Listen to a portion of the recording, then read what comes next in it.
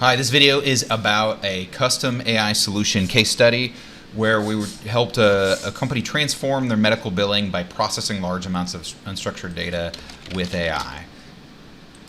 My name is David Hood, and I'm the CEO of 42 Robots AI, where we help companies implement and integrate AI into their business processes.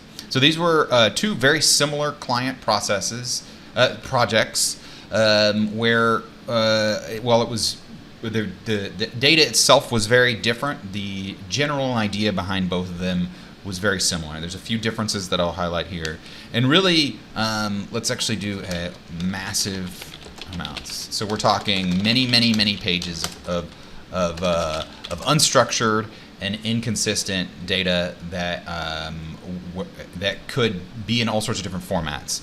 And this is from health insurance companies where they don't really care how consistent they are. They just leave it up to the people who are trying to bill to figure it out, which creates the opportunity for this company to exist. So it's not all bad, but at the same time, some of the data that would come in would be, sometimes it would be this way, sometimes it would be that way, or sometimes there would be a 100-page document where on page 3 there's something that needed to be connected on page 27. And when we first encountered them, they have a team of 8 people. This was just for one of the projects that would manually process it. And these were skilled people. Like one of them in there, I remember, was a nurse with 20 years experience. These are people with medical experience. So these are not cheap people. This is not somebody you can hire for a few dollars an hour overseas. These are expensive, full-time, salaried United States people. So you can kind of do a little bit of the math in terms of how much they're already paying these people to handle this. And they manually process this every year. As the insurance companies updated things, added new things, deleted things, they had to manually process all this data to put it into their software. And because of this, they could only target a small amount of the market. And this is for Project 1. It was a little different for Project 2 in that it was a little bit more broad-based in the second project. Not really quite as critical. And basically, the solution came down to AI plus classic coding. So if you're not sure what I mean by that, I highly recommend you watch the video on bad AI architecture, and because if we had tried to do it that way, the way that most people try to build practical real-world AI solutions, we would not have been successful. This was challenging enough as is,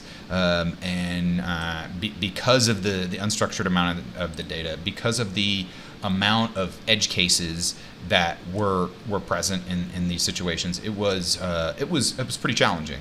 It's not something we got right out of the gate, and there were some novel things that I've never heard anybody else talk about in terms of some novel solutions that we had to come up with to solve key challenges within each one of these projects. But essentially, we had to boil the data down into the important parts. So you have a 100-page document. What needs to be pulled out of that? Because there's really, in terms of pushing it to their software, that could be boiled down to something much smaller than the 100 pages. Not only that, but especially for Project 1, we had to take that data and put it in a structure very close to their internal data structure. So they had their own proprietary software that needed to be loaded in a particular way, and our job was to make it as easy as possible for the people manually loading it to just go, oh, this one, as opposed to sometimes, they're going through the data and they maybe load this part and then maybe they load this part. It was a lot more all over the place. And I would estimate about 90% human labor automation. And this is about what you should shoot for. In most cases, with regards to automating with AI, you should not shoot for full automation, because with each percentage point you get closer to 100%, it becomes exponentially harder. And so because there is tons of opportunity for productivity, efficiency, and automation across almost all business processes, it really doesn't make sense to keep working on this versus finding another business process and doing the same thing to that. And then rinsing, repeating, and maybe when you get through a bunch of them, you can come back and increase the automation depending on all the specifics. So the result of Project 1 was that they could handle more insurance companies with the same team, and this increased the size of the market that they could serve with the same amount of team. With the second one, this was a very long process, but they didn't have to. It was a little bit more structured. The outputs that they had were already in the format that we wanted it. So this one was in a way, it was a little bit simpler. In another way, it was more complex because there was more nuance to some of the rules. And